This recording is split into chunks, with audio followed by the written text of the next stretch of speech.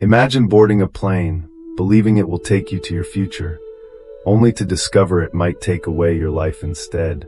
What happens when a routine flight turns into a national scandal? When one teenager's survival collides with prejudice, power, and millions watching live online. Naomi Carter had always been the kind of girl people underestimated, until the moment she walked into a room and her quiet determination spoke louder than any words. At just 17, she carried the weight of two very different futures. On one side, a scholarship interview at Stanford University, a chance to step into the life she had dreamed about since middle school. On the other side, rare autoimmune disease that required refrigerated injections worth more than a brand new car. That morning in Baltimore, as she hugged her mom before boarding Ascend Flight 732, Naomi whispered, "This is it. Everything changes after this." Her father, Dr. Marcus Carter, triple-checked the documents in his hand. Doctor's letters, TSA medical clearance, prescription papers. Nothing was left to chance. Tucked carefully under the seat in a specialized insulated pouch was the medicine that kept Naomi alive. Without it, Stanford College, even tomorrow itself, would mean nothing. The Carters weren't simply flying across the country. They were carrying years of sacrifice, hope, and survival into that cabin. To everyone else, it was just another flight to San Francisco. To Naomi, it was the bridge between life as she knew it and life as she dreamed it could be. Before we go any further, comment where in the world you are watching from, and make sure to subscribe, because tomorrow's story is one you absolutely don't want to miss. At 35,000 feet, the world looked different. Through the oval window, Naomi saw endless blue sky stretching into forever. For the first time in months, she let herself smile. She rested her head against her mother's shoulder and whispered, "Maybe for once, I feel normal." Her dad glanced at the insulated pouch below his seat. His hand hovered near it as though guarding treasure. He had lost patience before. He knew exactly how fragile life could be. Tonight, if all went well, his daughter would rest at Stanford, her dreams still intact. He allowed himself one deep breath of relief. But in stories like these, peace rarely lasts long. 3 rows back, a flight attendant with sharp eyes scanned the aisle. Her name was Karen Whitaker, and she carried herself with the authority of someone who had seen too much and trusted too little. She adjusted her blazer, straightened her name tag, and started walking down the cabin with a kind of practiced suspicion. Naomi didn't notice her at first. She was busy staring out the window, imagining the Stanford campus, the library towers, the long stone arches, the laughter of students who didn't have to live with hospital appointments written into their calendars. But the pouch beneath her father's seat, small and discreet, would soon attract attention. And that single detail, the bag that represented survival, was about to turn a routine flight into a national flashpoint. The engines hummed with a steady rhythm, like a lullaby for the restless. Naomi leaned into her window seat, eyes wide at the ocean of clouds stretching below. For a 17-year-old who had spent more hours in hospital rooms than in classrooms, the view felt unreal, almost sacred. This wasn't just another flight, it was freedom, suspended between sky and earth. Her mom, Evelyn, gently tucked a blanket over her shoulders. "Try to rest, sweetheart," she whispered. But Naomi wasn't tired. For the first time in months, her mind wasn't on blood tests or injections. It was on Stanford, on walking through the arched gateways, meeting professors whose names filled her textbooks, and maybe even laughing with friends who didn't see her as the sick girl. Marcus Carter, her father, sat straight-backed with the calm discipline of a man who had trained his life around emergencies. A respected pediatric immunologist, Marcus had watched far too many children fade because treatment came too late. He wasn't about to let Naomi become one of them. His eyes darted toward the insulated pouch at his feet. He had checked it before boarding. He had checked it during takeoff. And now mid-flight, he checked again, as though the weight of his gaze alone could keep it safe. Inside, the vials glistened faintly beneath the ice packs, each one worth more than most families' monthly income. The medication was rare, precise, and utterly irreplaceable at 35,000 feet. Without it, Naomi's body would betray her within hours. He thought of the doctor's warning. Missing even one dose could send her immune system into collapse. But for now, she looked radiant. Her cheeks glowed with a healthiness he hadn't seen in weeks. She pointed at the sun reflecting off the wing. "Dad, look at that! It's like flying on fire." He smiled. For a moment, he allowed himself to believe this flight was exactly what it should have been, a family's journey toward hope. Evelyn pulled out her phone, snapping a picture of Naomi against the window, clouds behind her like a painted backdrop. "This one's for the scrapbook," she said, voice trembling slightly. Naomi giggled. "Mom, nobody does scrapbooks anymore." "Then it's for me," Evelyn replied softly. For a brief stretch of time, everything was ordinary. Passengers sipped sodas, children tapped at iPads, an elderly couple held hands as they dozed. The Carters breathed in the illusion of normalcy. Naomi closed her eyes and whispered, "Maybe for once I feel normal." But beneath that fragile peace, tension lived like a silent stowaway. The insulated pouch was more than just medicine. It was a secret deadline ticking quietly under the seat. And while Naomi floated in her dream of Stanford, danger was already walking the aisle. Heels clicking, eyes scanning, suspicion brewing in the sharp mind of a flight attendant who didn't yet know her name. The storm hadn't arrived yet, but anyone watching closely could see the clouds beginning to gather. The hum of the engines and the chatter of passengers filled the cabin with a sense of calm. Drinks clinked against plastic trays, a baby giggled 2 rows back, and for a fleeting moment, Naomi believed this flight would carry her dreams safely to San Francisco. But then came the sharp rhythm of heels on the aisle floor. Click, click, click. Karen Whitaker moved with the authority of someone who thought order could only be kept through control. Mid-40s, stern eyes, her uniform crisp to the last button. She wasn't just enforcing rules, she was guarding her own sense of power. At first, it was subtle. She snapped at a Hispanic family struggling with overhead luggage. "Sir, the bag needs to fit or it comes off the plane. No exceptions." She scolded an elderly Asian man for pressing the call button too often. And when she finally approached row 18, where the Carters sat, her tone was already sharp-edged. Naomi had just reached down to touch the insulated pouch beneath her father's seat. She needed to prepare for her scheduled injection. Marcus leaned in, speaking gently. "Let me handle it, sweetheart." Karen's eyes caught the pouch immediately. Her body stiffened, as if she'd spotted a threat. "What's that?" she demanded. Marcus raised his head calmly. "It's prescribed medication for my daughter. I have all the documentation." But Karen didn't soften. She narrowed her gaze, her voice cold. "That doesn't look like medication. That looks like something you're not supposed to have on this plane." Naomi froze. Her throat tightened. She whispered, almost inaudible, "Dad, please, she doesn't understand." Marcus pulled out the thick folder he had prepared, doctor's letters, prescription slips, TSA clearance cards. He spoke with measured authority. "Ma'am, I'm a physician. This is federally protected medical transport. Everything is by the book." But Karen didn't even glance at the papers. She folded her arms. "Sir, for the safety of the passengers, I'm going to need to inspect that pouch." Evelyn's hand clutched Naomi's shoulder protectively. "She needs that medicine. If she misses a dose..." Karen cut her off. "Ma'am, I don't need an explanation. Either I inspect it, or I escalate this situation to the captain." The surrounding passengers began to notice. Heads turned. Whispers spread. One man muttered, "It's just medicine, let them be." Another shook his head. "They always make a fuss." Naomi's heart pounded. She looked at her father, eyes wide, silently begging him to make it stop. Marcus's jaw tightened. "You have my word as a doctor and a father. This pouch is not a threat. It is my daughter's life." But to Karen, those words were not reassurance. They were a challenge. She leaned in closer, her voice like ice. "Rules are rules. And I've seen tricks like this before." The words sliced through the air, heavy with accusation. To Naomi, they weren't just about medicine. They were about who she was, her skin, her family, her right to exist without suspicion. And in that instant, the fragile calm of the cabin began to crack.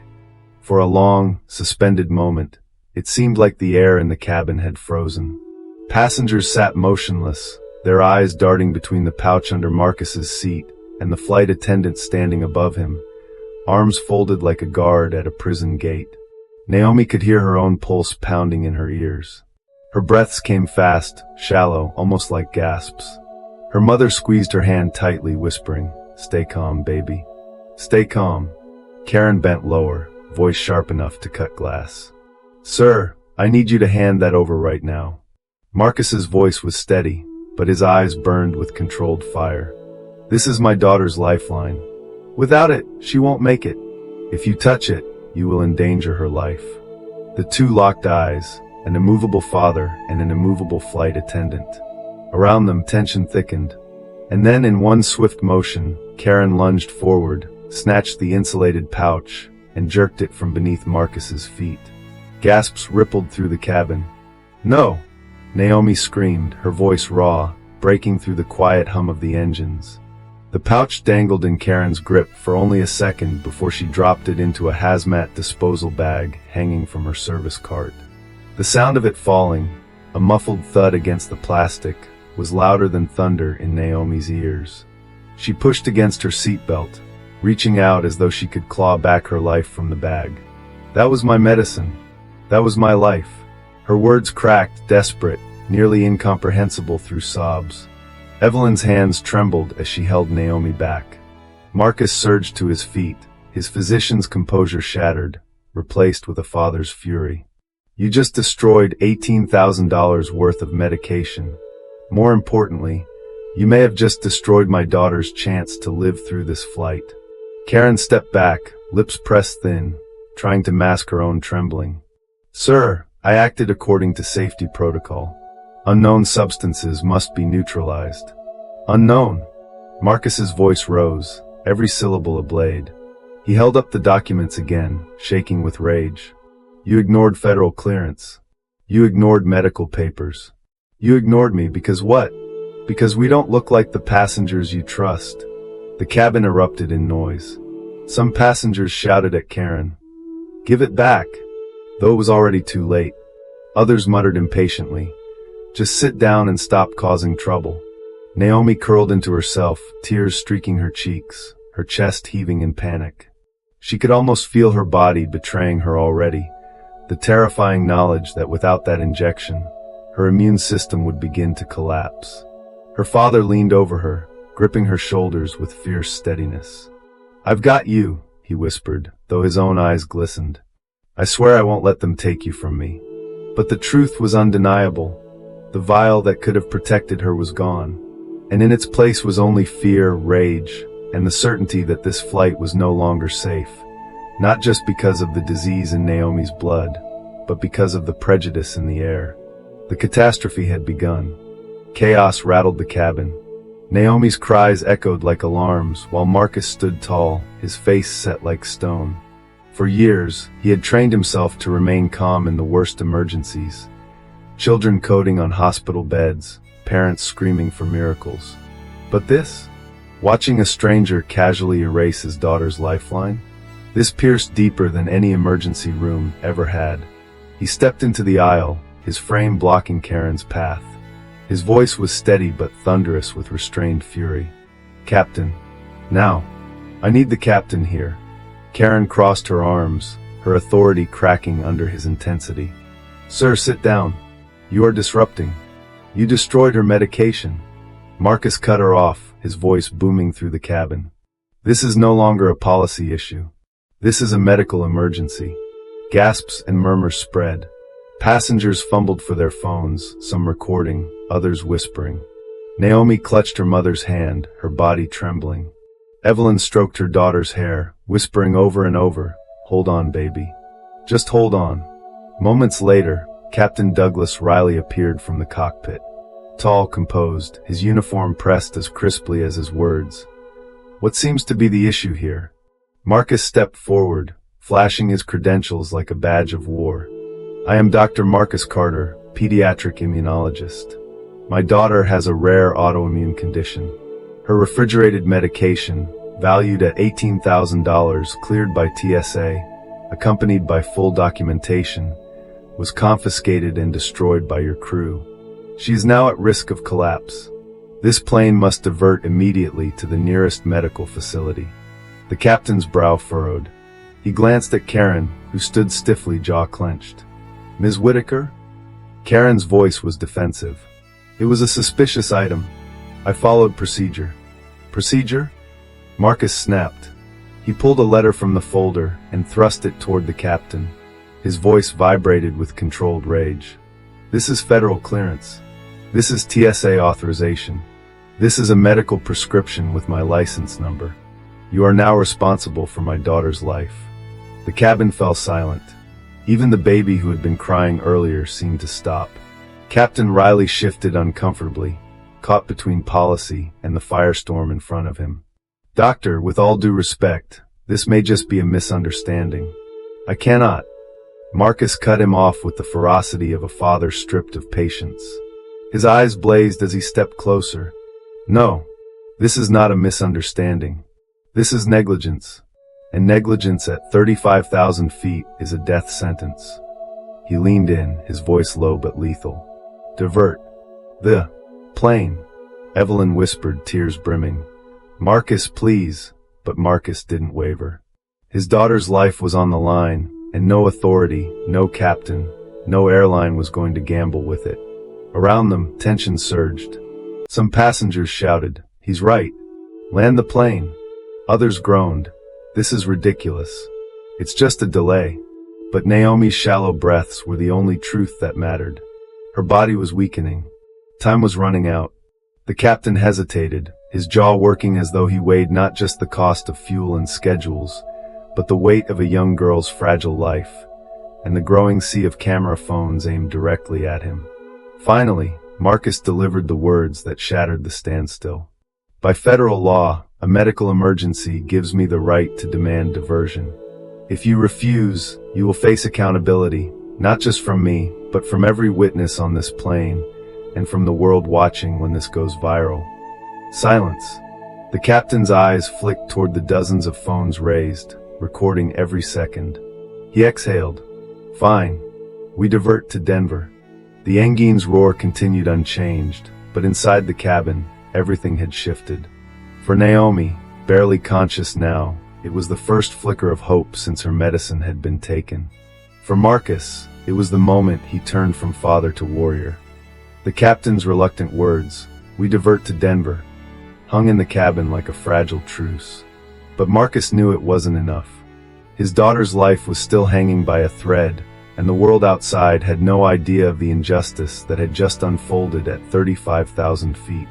3 rows back, Jada Simmons, a 23-year-old journalism student with a restless spirit, had been filming the confrontation from the start. Her phone was already live on social media. At first, only a handful of her friends tuned in. But as Marcus declared the situation a medical emergency, the view count ticked upward. 200, 600, 1,200. By the time Captain Riley made the decision to divert, Jada's livestream had exploded past 50,000 viewers. Comments scrolled so fast she could barely read them. Is this real? This girl is dying midair? How can a flight attendant just throw away medicine? Hashtag Justice for Naomi trending now. The camera caught Naomi slumped in her seat, her mother whispering, stroking her hair, trying to keep her awake. Evelyn's voice cracked as she begged. Stay with me, baby, just stay with me. And then Marcus leaned into frame, documents still in his hand, voice steady yet filled with fire. To everyone watching this, my daughter has a federally protected right to travel with her life-saving medication. That right was violated. She is suffering because of prejudice and negligence. This cannot happen again, not to her, not to anyone's child. The live stream erupted. Within minutes, hashtag Justice for Naomi surged across Twitter, Instagram, TikTok. Influencers reposted it. News outlets picked it up. By the time the plane began its descent toward Denver, more than 1 million people were watching in real time. Inside the cabin, the atmosphere was boiling. A woman stood up, pointing at Karen. You could have killed her. How could you? Others shouted for calm. One man muttered, this is insane. I'm missing my connection to Tokyo. The divide between compassion and selfishness split the cabin into two Americas, both crammed into the same pressurized tube of metal.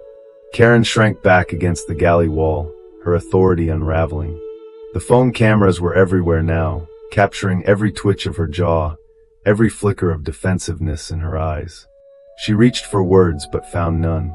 Naomi stirred weakly, whispering, "Dad, am I gonna be okay?" Her voice was barely audible. Marcus knelt beside her, his hand wrapped around hers, his other hand steadying her forehead.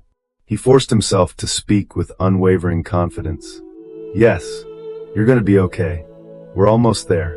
But inside, he wasn't sure. As the wheels lowered and the ground rose up to meet them, the cabin wasn't just carrying passengers anymore. It carried a nation's outrage, compassion, and judgment, broadcast live, unfiltered, and unstoppable.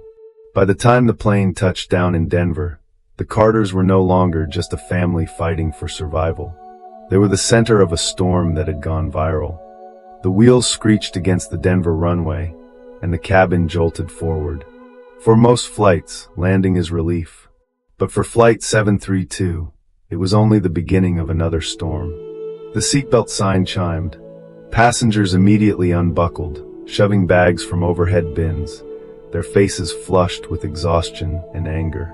They had missed connections, business meetings, family events. And in their eyes, it wasn't the airline's fault, it was the Carter family's.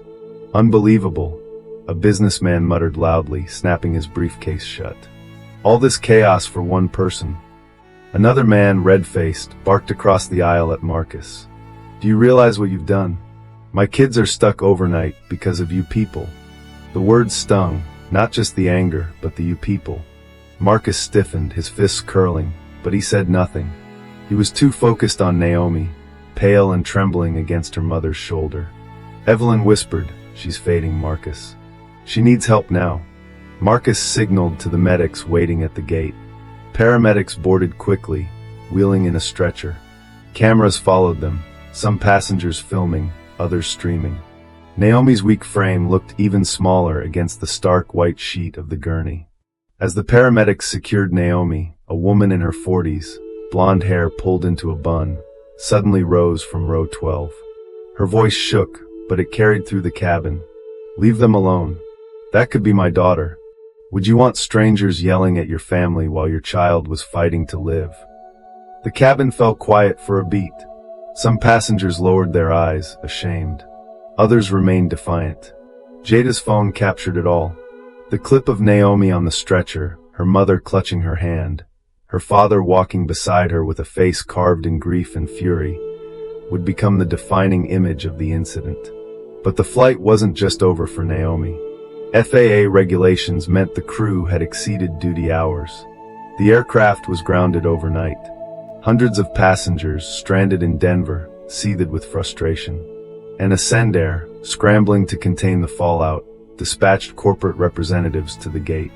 As Naomi was wheeled down the jet bridge, Marcus looked back at the passengers, some glaring, some weeping quietly, some holding phones aloft like courtroom evidence.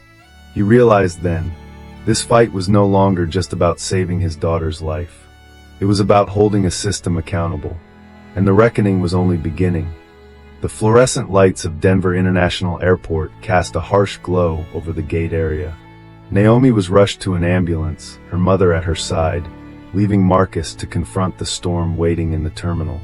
Two men in tailored suits approached, flanked by uniformed airline staff. Their smiles were stiff, professional, but their eyes betrayed panic. One extended a hand. "Dr. Carter, I'm David Harlan, Vice President of Operations for Ascendair. Let's discuss this unfortunate misunderstanding."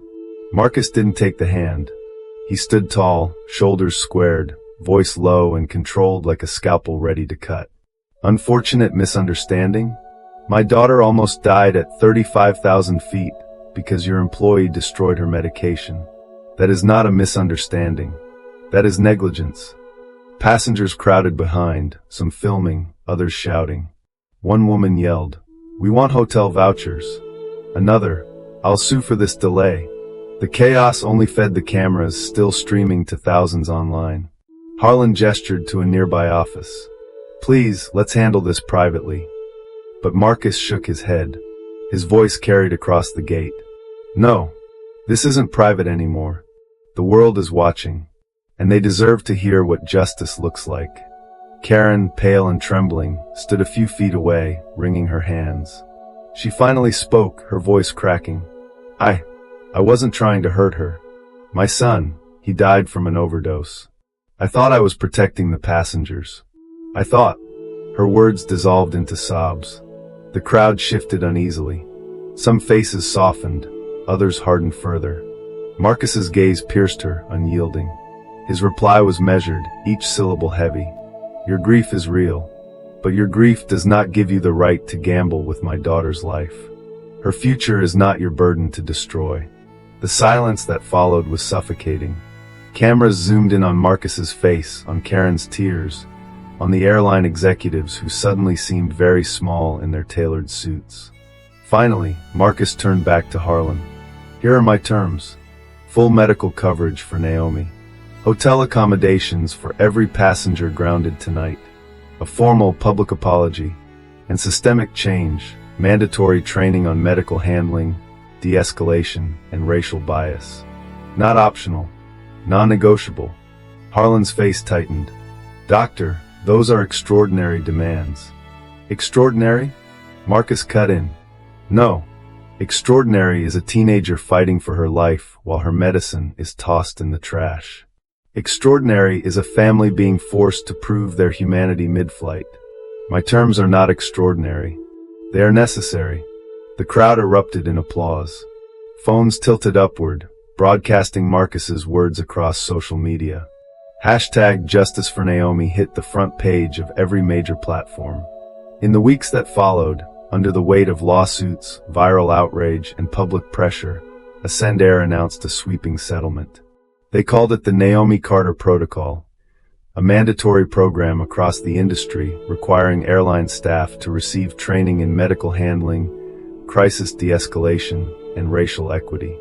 Karen Whitaker was quietly dismissed, her name whispered in training rooms as a cautionary tale. And Ascendair, once a faceless corporation, would forever be tied to the night one father forced them to change. Weeks later, the memory of Flight 732 was still etched into Naomi's bones. The images haunted her, Karen's hand ripping away the pouch, the captain's hesitation, the strangers shouting in anger while she gasped for air. But in the quiet recovery room of Johns Hopkins Hospital, surrounded by beeping monitors and the steady comfort of her parents' voices, Naomi realized something extraordinary. She was still here. Her body was fragile, yes, but her spirit had hardened into something steel-like. She had survived the flight that almost killed her, and her story was no longer just her own. When she finally walked onto the Stanford campus months later, sunlight spilling across sandstone arches, Naomi stopped for a moment and simply breathed. Not the shallow, desperate breaths of the flight, but deep, full ones, the kind that tasted like freedom. Her scholarship interview ended with a handshake and a promise. A week later, the acceptance letter arrived. Stanford was hers. But the Carters didn't stop there. Together, they launched the Naomi's Path Foundation, dedicated to supporting families battling rare diseases. The foundation provided emergency grants, medical advocacy, and, most importantly, a voice. A voice for children who, like Naomi, carried their futures inside a fragile vial of medicine. Dr. Marcus Carter, once a quiet pediatrician, became a national advocate. He testified before Congress, demanding safer protocols for patients in air travel. His words echoed across headlines. Air travel should never decide who gets to live and who doesn't. And America listened. The Naomi Carter Protocol became law, transforming airline training nationwide. No crew member would ever again have the excuse of ignorance. As for Karen Whitaker, her name faded from the headlines, but not from the industry. In every training seminar, instructors invoked her case, not with sympathy, but as a warning. One act of bias can ruin a life, a career, and a company's legacy. For Naomi, though, the story wasn't about punishment. It was about possibility. Standing on a stage at a Stanford fundraiser months later, her voice trembled but carried strength. I was almost broken on that flight, but I wasn't. And because I wasn't, I get to stand here today, not just for myself, but for every kid fighting a rare disease, for every family silenced by prejudice. We can bend, we can bruise, but we will not break. The audience rose to its feet, applause thundering. Naomi smiled, tears catching the light. She had found her future, not in spite of Flight 732, but because of it.